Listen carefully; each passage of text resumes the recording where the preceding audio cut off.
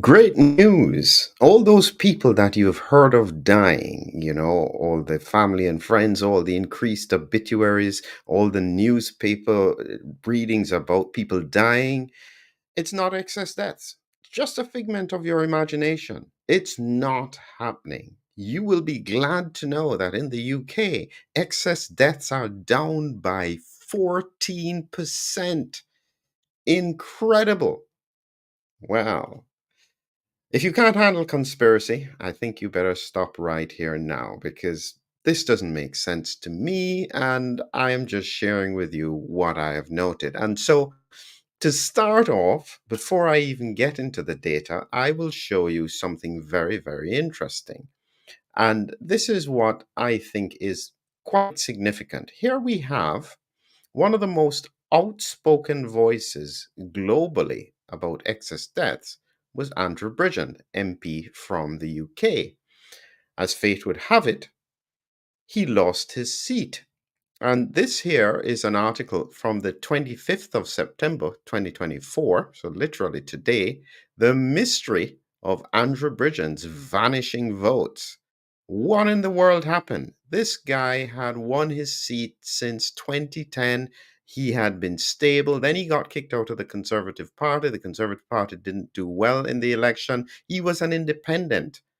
But here, look at this, to drop from 63% of the vote to 3.2% with just 1,568 votes seems implausible. And he said, after the election, people are coming to me and still saying, I voted for you. My whole family voted for you. What happened?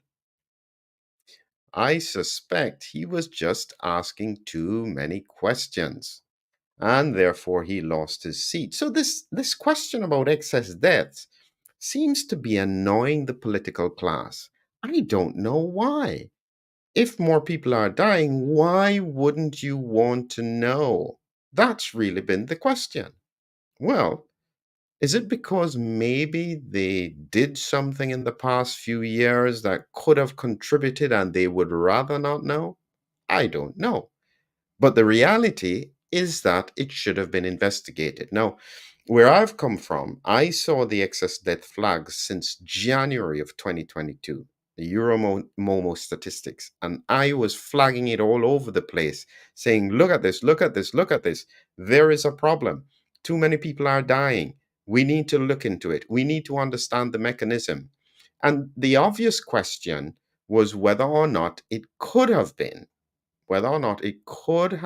connected to the elephant in the room.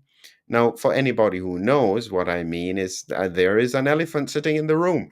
Nobody knows what it's doing there, but nobody even notices it. Everybody's baffled about what is going on. That's why I think that it's not being investigated, because that's the obvious question. There are only two things that happened in the past 4 years that could have pushed up excess deaths this much. One of them is COVID, and that certainly could be an ongoing contributor. And the other is an elephant in the room.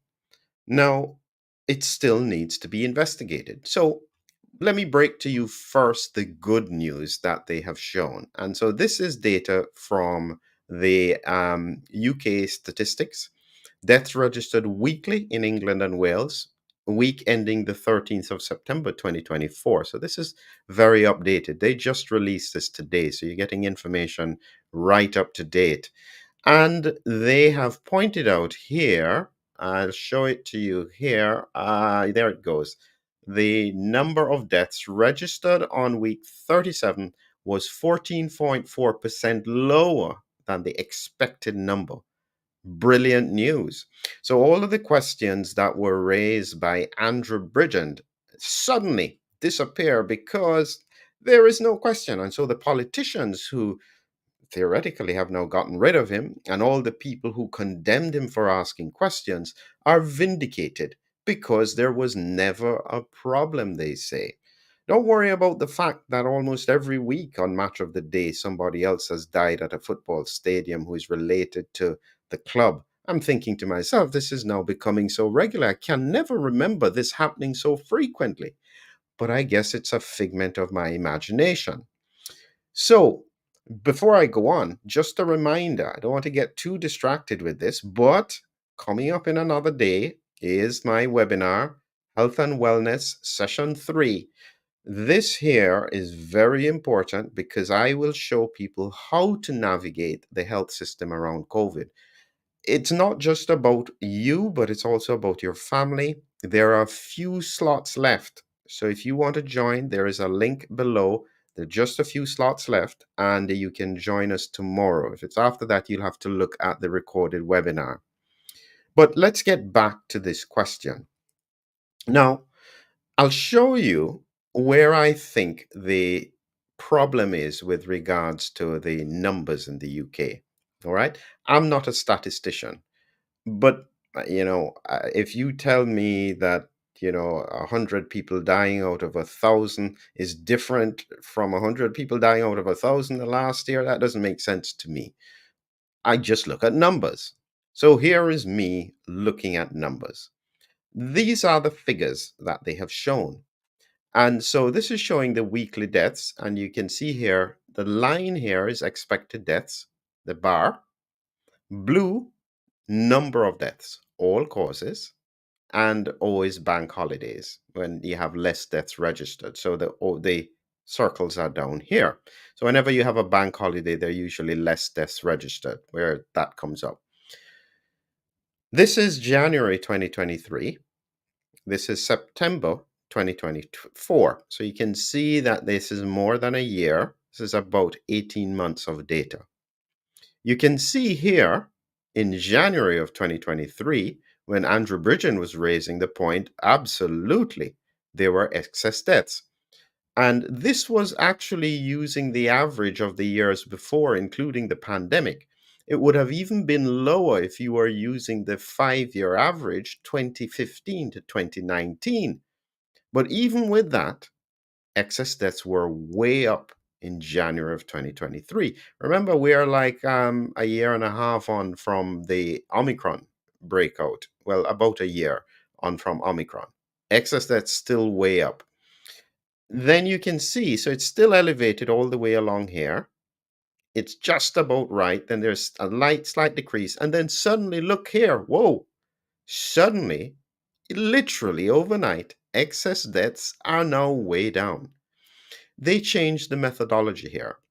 So the methodology, I don't know, I am not a statistician. I have no idea how the methodology could have changed to make this such a big difference in terms of this bar. And they are now saying, currently at this point, 14% below the expected deaths.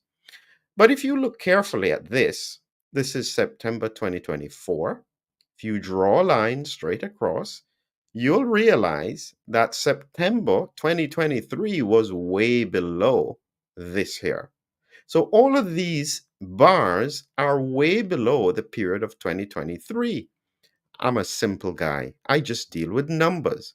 What I'm interested in is the fact that the same number of people, approximately in September 2023, are still dying in September 2024. I think that's a problem. Now, let me explain something very important. I keep on saying this because people don't get it, but it was seen in other countries like Bulgaria and so on. They had one of the lowest vaccination rates. And so, therefore, more people died in the pandemic and of severe COVID.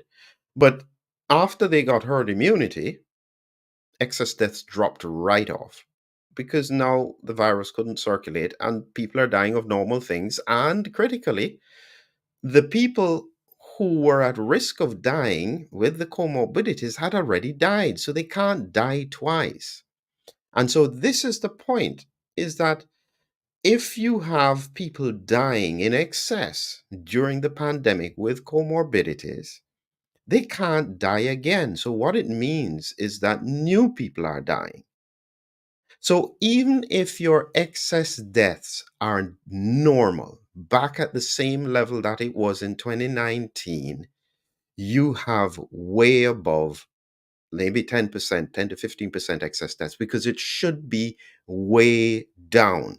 So the 14% that they are saying at the moment, and I'll show you this here, in reality, this here should be down here. That's the reality. All of these deaths here should be all the way down here because so many people had died previously in the pandemic. You're only allowed to die once. And so, therefore, less people should be dying. Hospitals should be empty because so many people got sick and died. And therefore, we are in a better state. That's not the reality. If you watched just recently, I told you that A&E admissions were the highest they were ever in the NHS. And people keep on saying it's because of immigration. I'm telling you, immigrants don't get sick. That's just the reality. I mean, some of them may get sick, but they're usually younger, they're healthy. It's not easy to travel from country to country. So they're oftentimes much healthier than everybody else. They're not going to get sick. The people who are getting sick are people who live in the country and have been there for a long time. So I then went to cross check. And so, again, you have to bear with me for looking at statistics and asking hard questions. But here is Euromomo's data, graphs and maps. And this is where I first noticed the abnormality in January of 2022. So I went back to the graphs and maps. And what I found here, let me explain this here. I'll show you, this is all ages. Maybe I should make it a little bit bigger so that you can see this. So this is all ages, and they have here the different years. And gray is 2022, yellow is 2023, and blue is 2024. So you can see here in terms of cumulative deaths, it's rising in 2022. That was Omicron and the elephant. In 2023, it largely stayed about stable, a little bit of a rise towards the end. And in 2024, it seems to be coming down. But you know what you have to look at carefully? This dotted line at the bottom represents where they would expect you to be in terms of excess deaths. So, in all 3 years across Europe, excess deaths were elevated. So, Andrew Bridgend was right to ask the question. Now, it seems that in 2024, it's coming down because how many times can people die? If you've got older people with comorbidities, they are likely to pass away. And so when they have died once, they can't die again. So if you've had so many excess deaths over the past few years, you should be below the normal. And so it's absolutely worrying that it is not below the normal. But here is something else that bothers me. And it's only when you look at the data you realize this. And I think this is now another flag that I'm raising because I think this may be relevant. When you look at the Euromomo data, I showed you all ages up here, but when you look at 0 to 14 years, in 2023, it was slightly below the expected. That makes sense. 2022, it was higher. People could have argued that maybe a bit of COVID. But look at 2024. This is rising. Why are 0 to 14 years olds dying across Europe? Something is not right. And again, this is why I'm saying you have to look at the numbers. And I would raise the flag on this and say you need to know what is the mechanism that would be causing this young group to be dying at a higher rate, especially if you are elephantizing them. Have to know that. This is really, really important. Now, the reality is that, as I said, based on what happened to Andrew Bridgen, they don't like these questions. It really upsets them. And so I'm learning that anybody who is upset and it doesn't want this question to be asked, be afraid. Be very afraid because, from a scientific point of view, if more people are dying, why in the world wouldn't you want to know? Because you could then address it. The only reason that would be the case is if it has either political or financial implications that people don't want addressed. And therefore, they will put aside the health concerns in order to maintain that perspective. I don't know what else to say other than the fact that we are in difficult times. And from my perspective, I've said this right at the beginning of the pandemic because I was looking at autoimmunity. I am expecting an autoimmune epidemic, circulating virus. This is an absolute nightmare. This is the worst outcome you could have ever imagined.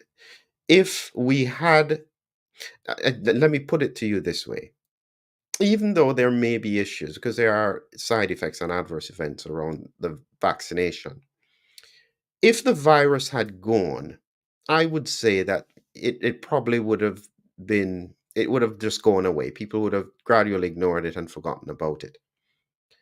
But nobody anticipated that you could have put out almost 14 billion doses and still have this virus circulating highly. What are the implications of that? It can't be nothing. And so you're having people getting infected with immune priming.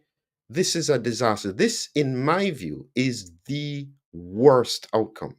This is the worst thing that could have happened. Because now, when do we stop the virus from circulating? Because clearly we can't get to herd immunity. What does it mean for the health of the population? I think the data is showing it.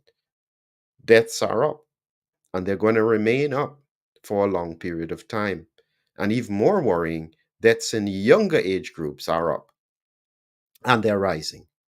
Something is not right, needs to be addressed. And we expect our leaders, it's not, forget politicians, this is public health. There is a responsibility to investigate these things. There was a responsibility from 2022 when the statistics came out that this should have been addressed. So, final point as a reminder, when I look therefore at the UK statistics and I see where the numbers are, it doesn't look much different from September 2023. It should be 10 to 15% lower. This, in my view, is still representative of excess deaths, no matter what methodology and statistics they're doing here. This, in my view, is still a problem. I wish we had people like Andrew Bridgend, who was still around to try and defend the public, because it doesn't seem that there are many politicians these days who are willing to challenge. He really went out of the way, and I'm so sorry that that voice has been lost. I hope he continues in that role of raising awareness. The problem is that he can no longer do it in the political arena, but it needs to be done. So, again, final points. If you haven't yet registered, there's still a few slots left for the Health and Wellness Network Session 3 as I guide you through the challenges of the pandemic and critically, Disease X. Register for this. Are you prepared? Remember, for me, Disease X is exactly what we have at the moment. There's nothing new. It's just how do we prepare for viral infections? This one that continues to loom. So, we want to get this to number one. We need your support. So I want you to subscribe. That way, when we release it on Amazon, you will be able to get it as well. So have a great evening. Look forward to sharing more valuable information with you in the near future. Have a great evening.